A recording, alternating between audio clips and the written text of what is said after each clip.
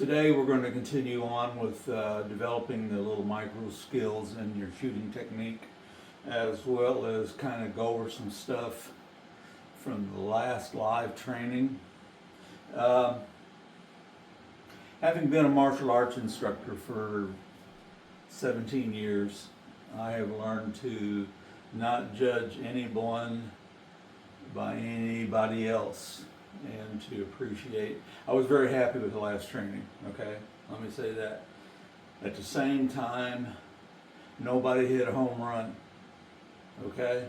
As a martial arts instructor, I had to learn to never judge a beginning yellow belt student with a black belt student. They are going to be different. The expectations are different.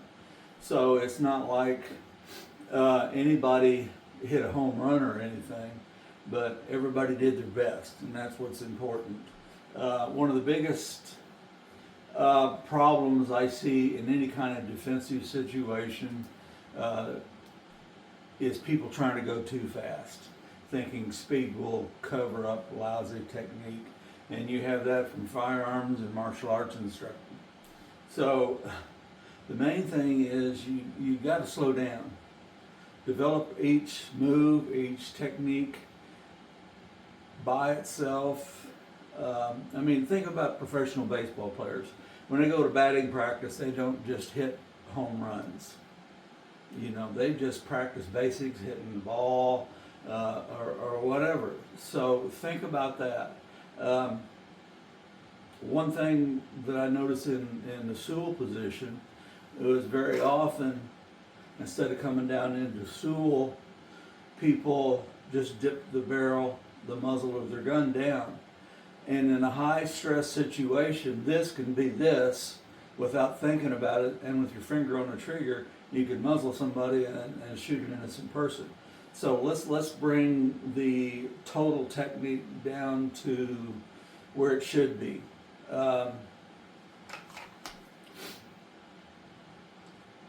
We're going to start out, we're going to work on grip today, because grip,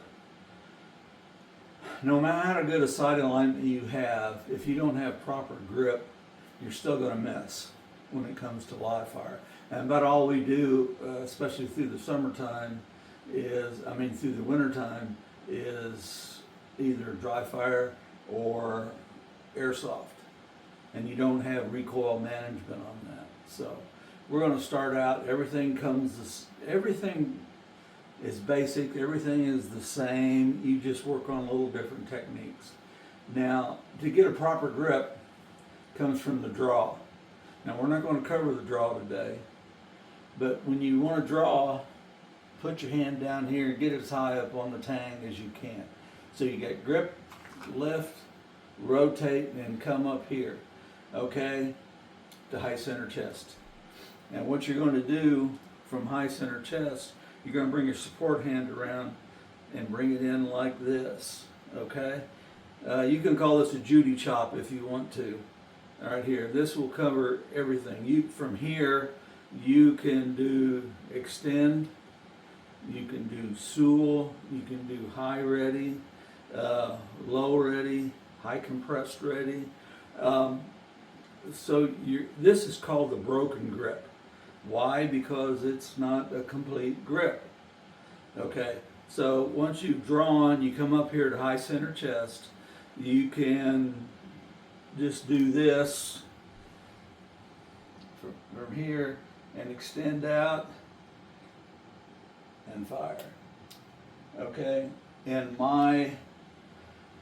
every one of my training sessions, dry fire training sessions, even live fire sessions, starts out with a nice slow, you make sure you got everything lined up, okay, like this, and your trigger press down.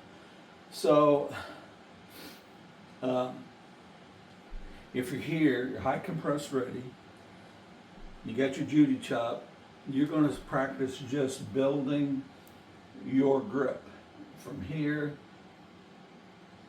out, up here.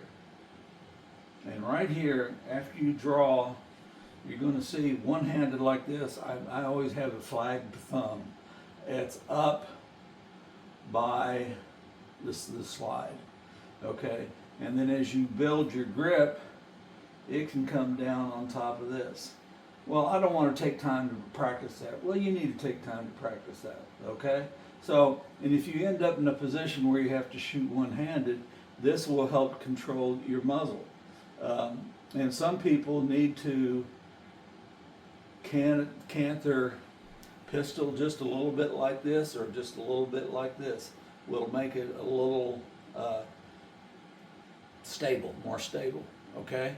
So once again, you've got your high compress ready, high up on the tang as you can get. Your sport hand comes in on a Judy chop. Make sure it's closed. Make sure your fingers are closed. Because what most people do is once they come up here like this, they just, all right?